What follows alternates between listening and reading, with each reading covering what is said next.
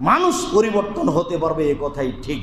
ও খুব খারাপ। ও এক পর্যায়ে বলছে একাই যে পাপ তো বন্ধ করতে পারলাম না, কোনো রকমে জেলে চলে গেলে হয়, তাহলে আর নেশা হবে না।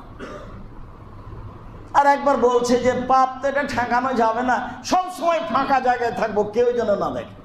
ও মনে মনে বলছে, তার মানে খুব চেষ্টা করে কিন্তু নিজেকে টিকিয়ে রাখতে পারে না। অভ্যাস খুব খারাপ জিনিস, যার কারণে মানুষে বলে অভ্যাসের দাস।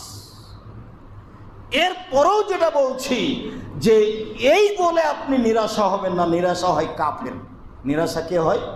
কাফের। যারা সালাত আদায় করে ও কাফের নয়। আপনি কাফের নন।